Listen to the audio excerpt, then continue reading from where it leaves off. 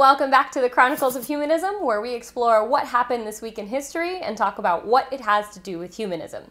In case you're not familiar, humanism is a philosophy that looks for ways to solve society's problems and answer life's big questions using reason, science, and critical thinking. I'm KIWI Callahan. I'm a member of the Secular Humanist Society of New York, and if you live in New York like me, it's a big exciting day where we're all going to be walking around wearing our critical thinking caps because it is the New York primary elections. Wait a second.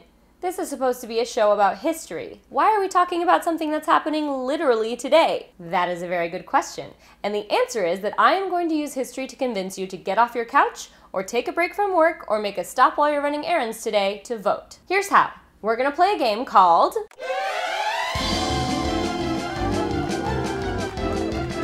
Yes, because while you may think that voting has been around forever just because it's been around for most of your adult life, it's actually a fairly new idea, and looking back on how recently it all developed might help give you some perspective on why it's so cool that you actually get to vote today. So let's get started.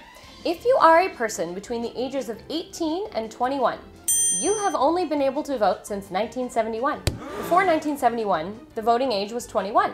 And the reason it changed was because of the Vietnam War. Some of the massive protests that happened during that time were because of the voting age.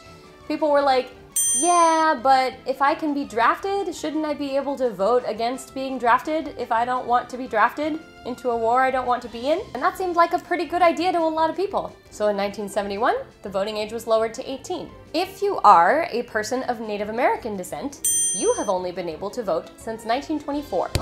There were some places where you could vote before 1924 as a Native American, but the Native American Citizenship Act of 1924 was the first thing to really guarantee that all Native Americans born in the United States were US citizens with the right to vote. If you are a female, you could not vote until 1920. That is less than 100 years ago that women didn't have the right to vote. If you are a person who is a male of African or Caribbean descent, you could not vote until the 15th Amendment was passed in 1870. The 15th Amendment is the one that states that all men, regardless of race, color, or previous condition of servitude, can vote. Even if you're a white male, that still doesn't mean you had the right to vote right away in the United States. If you are a poor white male, you couldn't vote until 1856. That is almost 100 years after the Declaration of Independence was written. If you are a white male who is not Protestant, you couldn't vote until 1792, when we removed the religious requirements from the Constitution to vote or hold office. And even if you are that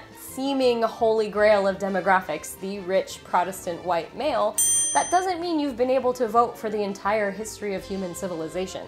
The Declaration of Independence was written in 1776. And before that, you pretty much had to go all the way back to ancient Greece before you can find a large group of people who were allowed to vote on a large number of issues that affected a large number of people.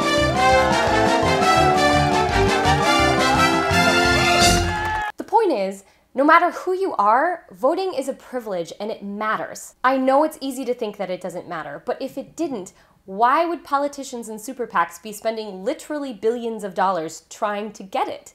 Your vote has value. It has actual dollar value to these people. It doesn't matter who you're voting for, just get out there and vote. Because government by the people doesn't work unless the people show up. If you don't know where to go, just Google Board of Elections and your city and you can find your polling place. So get out there, cast your vote, and make this country better. I'm KIWI Callahan, thank you so much for watching, and until next time, stay curious!